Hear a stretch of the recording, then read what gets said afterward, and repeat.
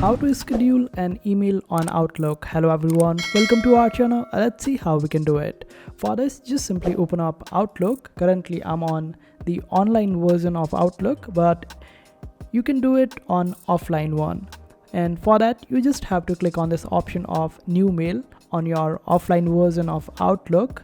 And after that, just type the email or the list of emails for which you want to forward this particular message to, and after that add the subject, then type the email that you want to send.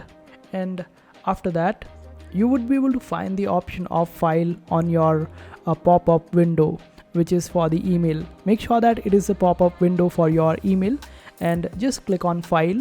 After that, select the option of properties over there, and there you would be able to find the option of delivery options.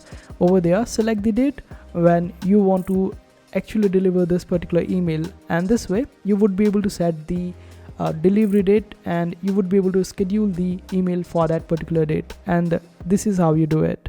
I hope this video was helpful. Make sure to hit that like button and also subscribe to our channel for more helpful videos.